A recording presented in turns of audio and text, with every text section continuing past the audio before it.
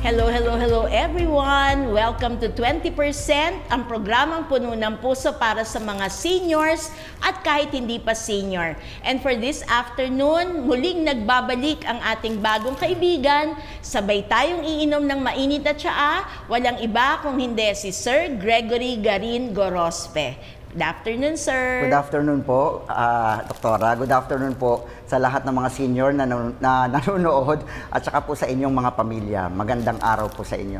Ayan, so sabay tayo. Let us praise the Lord. So sabi nga natin, binubuo natin itong ating mga pagninilay tungkol sa more than words, hope. At ang ganda ng naging talakayan natin sa buhay mo bilang isang educator.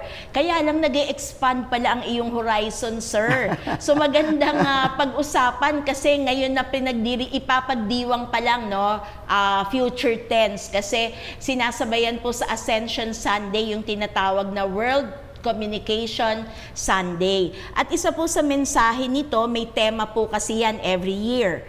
Ang sabi, Pope Paul VI established this day in 1967 in the wake of the Second Vatican Council as an annual celebration that encourages reflecting on the opportunities and challenges that the media offer and how the Church can better communicate the gospel message. And for this year, ang tema po ay Share with Gentleness the Hope that is in Your Hearts.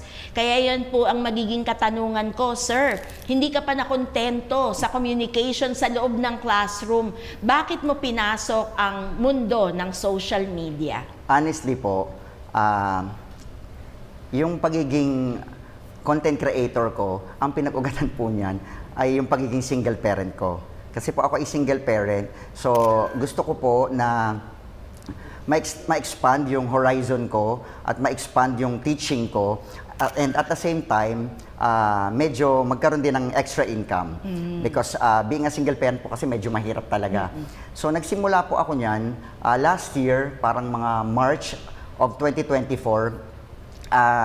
Nag-try lang ako kasi meron ako nakita po na isang content creator. Parang na-mention niya na nag-e-educate siya, nag-i-inform siya through social media, and at the same time, meron ding monetization na pumapasok sa kanya. So, sabi ko, parang maganda yun.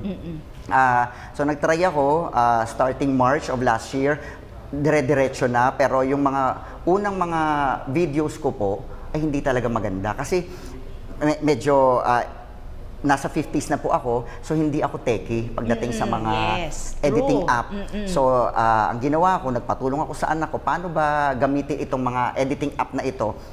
Pero hindi pa rin po kasi ang cellphone ko ay medyo luma, medyo hindi high-tech din. So, ang dating po noon, pag nagsashot kami ng mga videos ko, medyo malabo, medyo magalaw. Pero later on, ayan, medyo na-improve na po, hindi na, medyo nag-stable na, nag-stabilize na. So, nag-improve po yung aking mga videos hanggang sa ngayon na medyo umangat na po yung level niya. Nakakatuwa naman po. Pero sir, ang magaling dito, anak mo pa ang nagturo sa'yo. Opo. So, medyo magkaiba yung dugtungan yan, di ba? Pero when it comes to content, no? Na-follow ko no? So doon kita nakilala, doon ko nakikita na bihira kasi yung very healthy yung content. Kasi parang sa'yo, education lagi. Yun ang purpose mo talaga So, hindi ka nagdi-deviate doon at pangkaraniwan sa social media kasi ngayon, dapat ang lolos and lolas nagbabantay. Kasi hindi ho lahat ay very positive. Correct po. Kaya namimili tayo. Kaya ito nga yung opportunity mo, sir, no, na malaman ng bayan na pwede na merong hindi lang basta information, kung hindi, formation. Kasi ang tinuturo mo doon, hindi lang yung English Correct po. Hindi lang yung communication, kung hindi, yung value system din. Kaya, sir, nagkakaroon ba ng pag-asa na mas ma-expand pa ito sa mas higit na nakararami? Kasi yung mga kalaban mo sa mga content, di ba yung mga fake news? Opo. Mag-iimbento, mga prank na tinatawag. So far, wala ako napanood sa yung mga prank. Lahat sa iyo ay maliwanag na detalye. Ang tuwan-tuwa ako sa iyo, saan mo ba nakuha yung idea na, anak, paano ba ang translation ng ganito? Bigyan mo ako ng sample niyan, sir. Opo. Doktora, nagsimula rin ako doon sa mga content na medyo nagpapatawa, nagpapasaya. Tapos umabot din ako din sa point na nagbago rin ako ng konti. Sabi ko, gusto ko yung mga nagma-magic sa content, pero hindi po yun nagkaroon ng matataas na views. One time, may dumaan sa wall ko, yung parang list of doctors, types of doctors. Sabi ko, gawin ko kayang content ito.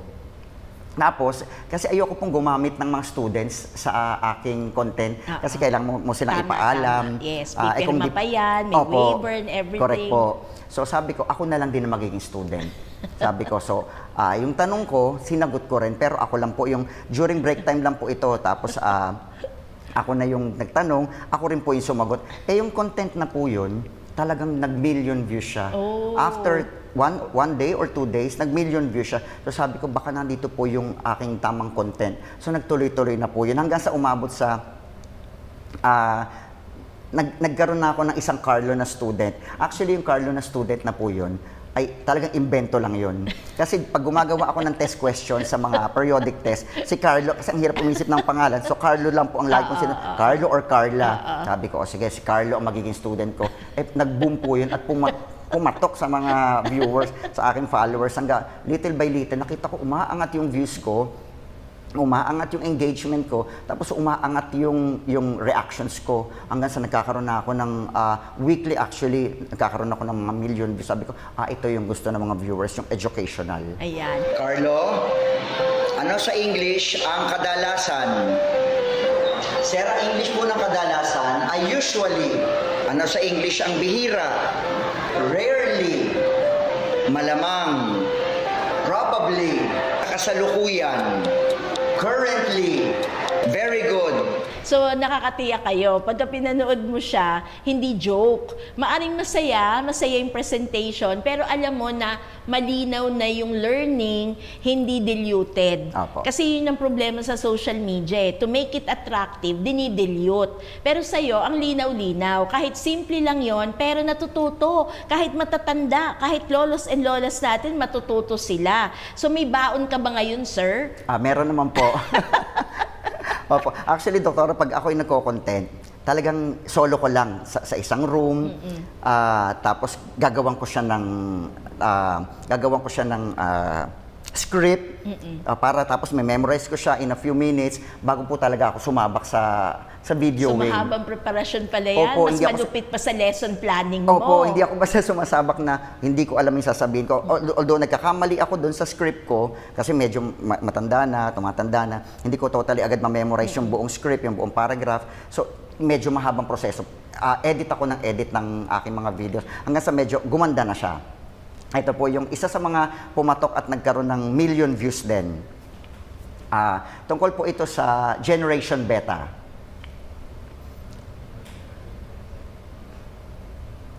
Alam nyo ba na mga batang ipanganganak ngayong 2025 hanggang 2039 ay nasa tinatawag na Generation Beta?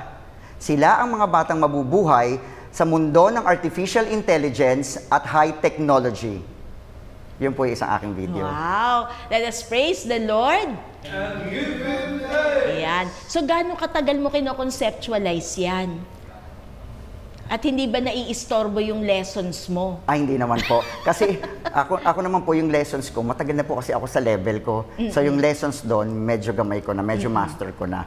So, expertise mo na matatawag. Opo. Minsan nga, yung mga lesson plans ko, kahit hindi ko na siya tingnan, basta alam ko lang yung lesson, alam ko na po siyang i-execute. Andyan na sa'yo Andyan na po. Yung paggawa naman po ng content, kasi minamaximize ko rin yung 2 to 3 contents a day. Kasi meron pong, kailangan po yan dun sa Facebook, sa paggawa. Kasi medyo bababa po yung viewership mo kung hindi ka po magpo-post in a day. So, masasabi ko naman po na hindi siya nakakasagabal sa akin. Kasi ginagawa ko po yun during my free time, pagtapos na rin lahat ng mga gagawin. So, ang school mo naman ay supportive po sa'yo dito sa iyong pinasok na bagong mundo. Opo, very supportive po sila. In fact, yung mga teachers at saka mga students, nag-share, nagre-react, at saka pag nasa school ako, palabati po talaga sila. At saka nagko-congratulate dahil sa inabot ko na more than 800K K followers na po ako sa ngayon. So naging bahagi din sila no? Sila ay community mo na rin na matatawag. Tama po. So nagbubuhos ka talaga ng panahon dyan at ng lakas. At meron ba namang mga nagpapasalamat sa viewers mo? Marami na ibabalik ba sa'yo yung feedback na, Sir, may natutunan ako o for entertainment purposes lang? Opo, marami po, Doktora. Ako nagpapasalamat ako sa Diyos kasi binigyan ako ng pagkakataon para matulungan yung mga hindi na nag-aaral. Kasi marami po nagme-message sa akin, sinasabi nila, kahit tapos na po kami mag-aral, kahit hindi na po ako nakapagpatuloy ng pag-aaral, natututo pa rin po ako. Kasi pagka tinatapos ko yung video nyo, very simple, direct to the point, at saka hindi po ako gumagamit ng mga highfalutin words. Kaya alam nila na, sige, gusto ko pong magturo. Kaya sinasabi nila, salamat sir. Salamat sir. In fact, hindi lang Filipino pati yung hindi po pala Filipino po pero nasa abroad. Kaya sabi ko natuwa ako na pati sa abroad ng mga Filipino ay umabot na yung content ko. Opo. Kaya hindi lang dito sa Pilipinas. Parang ganun po. I'm very happy at saka thankful sa Panginoon. Sir, di ba sa totoong buhay naman, hindi ko mo English speaking ka na, tama ang grammar. Opo. 'Di ba? So may mga ganung punto pa rin tayo na kailangan continuous yung learning natin. Tapos pagka nagiging professional na, dapat patuloy pa rin yung pag-aaral nila, 'di ba? Tama po. Paano naman, sir? Kumusta naman? May mga sumusunod ba sa yapak mo? Meron bang nagsasabi na, Sir, ikaw ang model namin? Ay, marami po. Opo. In fact, sa mga bata, sa mga estudyante ko, may mga lumalapit sa akin na gusto na rin nilang mag-content. Gusto nila. Sabi ko, kung gusto mong mag-content, nagbibigay lang po ako ng advice na kailangan maayos yung content. Hindi pwede yung masisira yung generation nyo as students. Pati po sa teachers, may mga, siguro na-inspired din ako na teachers para sumunod sa pagiging content creator na teacher and content creator. Which is, tingin ko naman po, maganda kasi aside from dun sa fact na makakapag-educate ka, makakapagbigay ka ng information, makakatulong yon pagka na-monetize po sila. Tama. Meron bang mga nagbibigay ng mga messages sa'yo na, Sir, ito naman na i-content mo? Umabot na ba sa ganon? Opo, may mga suggestions po na ibinibigay din sa akin yung mga followers. Pagka tingin ko naman na maganda, sabi ko, ina-agreean ko po yan, tapos ginagawan ko ng content. So yung suggestions, well taken po yan. So balik naman tayo ngayon sa generation ng mga kabataan. So mahaba-haba, ilang taong ka na po ba sa pagtuturo? Ay, naku, sa pagtuturo po. Meron po akong 8 years sa private schools, tapos 21 years na po ako sa public school. So all in all, nasa 29 years. So in other words, 3 dekada. So nakita mo yung development ng mga bata. So pag-usapan natin ng mga kabataan ngayon, no, sa kanilang learning at pag-uugali at sa kanilang focus, malaki ba ang pagkakaiba ng mga sinauna mong estudyante sa mga estudyante mo pang kasalukuyan? Honestly po, nakita ko yung difference ng mga kabataan. Kasi yung before, nung bagong teacher ako, parang mas well-behaved po sila. Tapos mas mataas yung respect sa mga kaguruan talaga. Opo, at saka sa mga school officials. Marami pa rin po naman ngayon sa mga kabataan yung ganon. Pero nabawasan na po kasi may mga batas tayo na pambata talaga. Kaya yung discipline na ginagawa ng mga teachers before, ay hindi po magawa ngayon sa panahon na to. Kasi pag ginawa po namin yan, lagot po kami. Automatic, nasa DepEd na kami, o kaya nasa Tulfo na kami, o kaya po nasa principal na kami. Parang gano'n. So may mga case na rin po na ganyan na nagkaroon ng konting kasalanan yung teacher, napunta po agad yung case sa DepEd. So kami po, hands off talaga kami sa mga possible na magiging case na hindi maganda against sa mga teachers. So sir, paano yan as an educator? Paano nang inuuna mong i-weigh? Yung disiplina ba ng mga bata o yung matututunan nila? Actually po sa akin, discipline. Kasi pag wala silang discipline sa loob ng classroom, yung pagbibigay ko ng learning, hindi po magiging effective. Halimbawa, hindi ko sila na-manage para makinig sa akin. Kahit na po magsalita ako na magsalita ng buong period, wala pong magte-take place na learning. So kailangan ma-manage ko muna yung classroom from sa labas pa lang sila, they have to line up. Tapos papasok sila sa loob na alam na nila ang gagawin. From day 1 ng opening ng school year, so minamanage na namin yan. Kasi pag hindi mo po na-manage yan as a teacher, lalamunin ka o kakainin ka ng mga bata hanggang April. Ibig sabihin, Torture yun. Opo, magiging magulo sila sa loob ng classroom. And yung education and learning will not take place. So, bumabalik tayo, sir, dun sa katotohanan na mahalaga pa rin yung values, mahalaga pa rin yung character, more than the learning. Kasi ang sabi mo nga, pwede rin naman na napakagaling ng bata, ang dami niyang natutunan, pero magaspang pa rin yung ugali niya. So, it will also reflect on you as an educator. Correct po.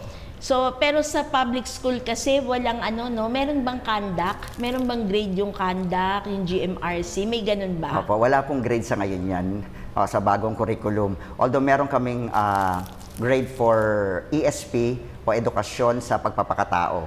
Pero yung conduct grade po ay wala na po yan sa grading system. So, hindi na kailangan mag-gradean yan. Opo. Pero nandun na ngayon yan sa galing nyo kung paano nyo mai-instill sa kanila edukasyon Sa pagpapakatao. sa pagpapakatao. Opo. So, hindi lang basta ordinaryong pagpapakatao, pagiging mabuting tao talaga. Tama po. So, sir, paano yan? Paano mo na-extend yung pasensya mo?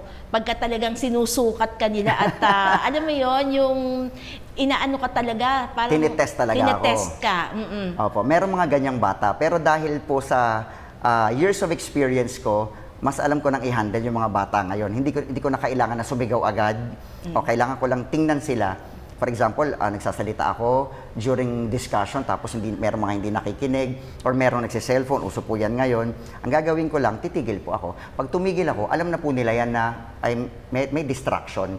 So ang gagawin nila, pag tinignan ko, alam mo na ikaw yun. So tatago nila yung cellphone or titingin sila sa akin. So alam na po ng mga bata ko yun. At marami pong teachers ang ganyan na hindi lang basta magtutuloy para mairaos yung lesson, kundi kailangan ma-manage mo yung class para sigurado ka na may learning. Sir, ang hirap din kasi nung kalagayan nyo. Kasi limited yung time, limited ang panahon, pero ang dami yung estudyante.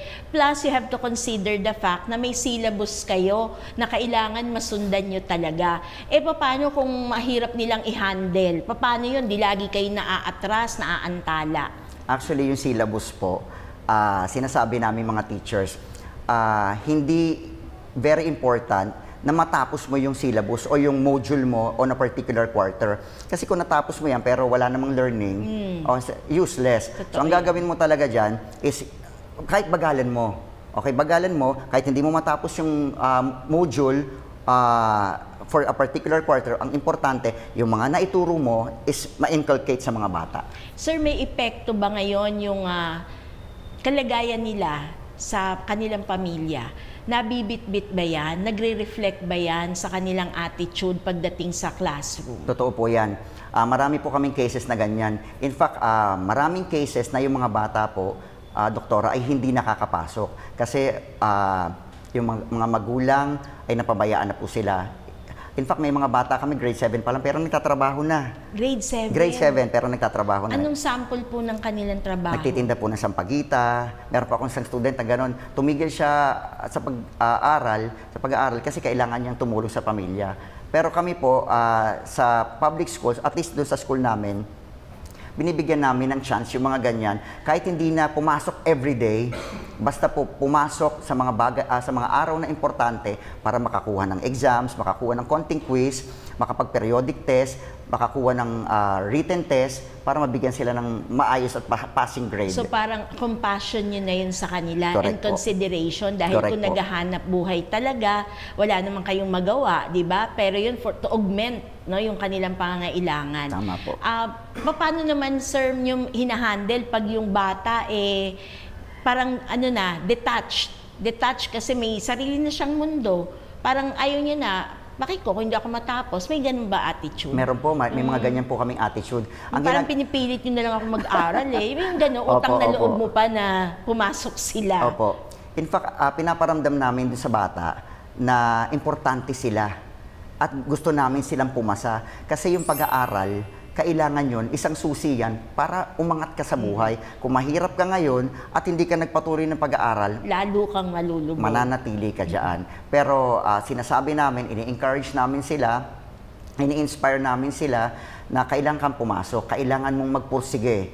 Hindi ka man ganun kagaling, o lalo na kung magaling ka pero kapos ka, pumasok ka.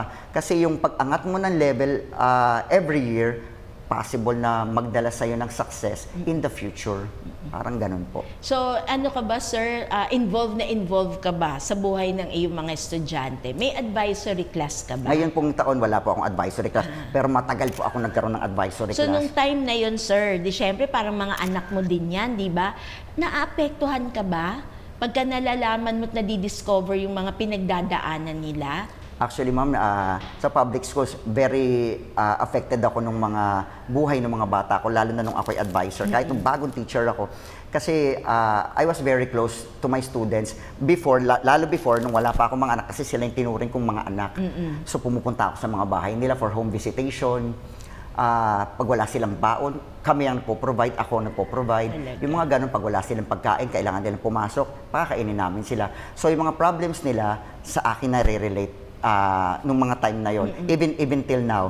So, ako, bilang guro, hindi ako pwede magpa-apekto ng ganun-ganun lang.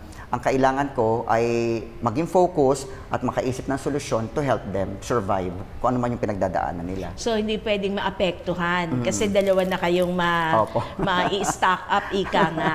So, kumusta naman yung mga success stories naman tayo, sir? Kumusta naman yung mga dumaan sa buhay mo ng mga estudyante? May balita ka ba sa kanila? Nagtagumpay ba sila? Marami po kaming estudyante na ako na-handle na very successful ngayon. So nakakatuwa kasi meron kaming mga naging seaman, meron kaming nasa Senate, meron kami sa iba't ibang mundo rin ng trabaho, ng different businesses din. So natutuwa ako pagka na-handle ko sila before, tapos they were very ordinary, pero ngayon, bigatin na sila. In fact, mas malaki na sahod nila sa akin. Talaga. Pero sir, balikan natin yun even without mentioning their names, no? Kasi baka nasa mga posisyon na sila. Pero kung babalikan mo, naaalala mo talaga sila? Kasi di ba normally malalaman mo lang estudyante mo kasi bumalik sa'yo, nagsabi, sir, estudyante mo ako noon. Pero kunyari, na-identify mo, oo nga, estudyante ko to. Lagi bang tama? Yung bang nung estudyante siya, tama ba na, ay, no wonder, magtatagumpay siya. May ganun ba? O parang nagugulat ka na, ha?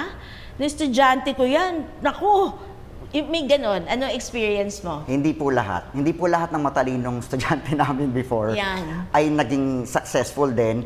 Meron kami mga very ordinary lang, quiet na mga students, hindi active during recitation, pero magugulat ka, very successful ngayon. Talaga. Kaya nakakatuwa po isipin yung mga gano'n na talaga po palang nade-develop yung bata. Pagbigyan mo lang silang umangat ng level, kahit hindi sila magaling ngayon, later on, magagaling pa sila ng todo at magiging very successful. Nako, ang natutunan ko sa iyo ngayon, sir, ang isang guro ay hindi Diyos. Ibig sabihin, you are just facilitating their learning process. Correct po. Kasi in other words, ngayon, itong grade mo sa kanya eh. Kasi hindi siya nag-perform. Di natural, mababa grade niya. Tapos ayaw mag-cooperate. Eh di sa'yo, tapos na, sarado na ang libro. Pero in the future pala, pwede naman palang mag-shine. Correct So, po. hindi pa lang yung moment, pero magpapatuloy pala yung learning process natin. So, sa dulo, tama ang observation, hindi ko matalino ka nung bata ka, successful ka pagtanda mo. Meron ding mga slow learners tayo, pero given the opportunity, sila pala yung magsha-shine. So meron ka naman bang mga pagkakataon na umayaw ka na, sabi mo hopeless na, ayoko na, I am helpless and I am hopeless? Parang meron ding mga ganon, pero sandali lang po na naisip ko yun na give up ko na itong batang to kasi mismong siya umaayaw, mismong yung magulang umaayaw. Pero may isip mo rin na hindi pwede kasi pinabayaan nga siya ng magulang niya eh. So kami pong second parents, ang tatay yung parents niya. So hindi po totally namin yun, ako po, hindi ko totally yun i-let go yung opportunity na binigay sa akin ng Diyos para matulungan yung bata. So patuloy pa rin po. Maaring sumuko in a few days, parang ganon, for a few days. Pero after some time, marirealize namin na hindi mo pwedeng sukuan tong bata. Kasi ikaw na lang nananatiling hope niya eh. Parang ganon po. So bawal pala sumuko pag teacher. Opo. Kumusta naman yung mental health ng mga teachers? Kasi lagi nga napapag-usapan na pagtutuunan ng pansin mental health ng estudyante. Laging ganon. Lagi may programa para dyan. May konsiderasyon para dyan. Pero kumusta naman ang mental health ng mga guro? Ang maganda naman po sa public schools, once in a while, nagbibigay sila ng mga seminars, regarding mental health, kung paano to i-manage, parang ganon. Sa amin naman pong mga teachers, kasi ang teachers po, hindi lang naman problem yung mga students. Actually, sa totoo lang po, ang kaguruan sa Pilipinas, ang isang challenge sa amin is yung sweldo. Kasi, kumbaga, nahuhuli na po talaga ang Pilipinas pagdating sa pagbibigay ng medyo mataas at nakabubuhay na sahod sa mga kaguruan. Talagang ang bigat naman ng term niya, yung nakabubuhay na sahod. Sabihin naman, lolos and lolas, buti nilang retired na ako. So, nakabubuhay, ha? Opo. Yan po ang ginagamit actually ng mga aming opisyal sa kaguruan, yung term na nakabubuhay na sahod. Kaya lagi po naming nire-request sa gobyerno, sa mga nakaupo, na bigyan kami ng medyo mas mataas na salary increase. Although yearly naman, may mga ibinibigay naman, pero masasabi ko po na hindi totally siya sapat. Lalo na po sa mga pamilya na medyo maraming anak, tapos or yung isa lang yung nagtatrabaho bilang guro.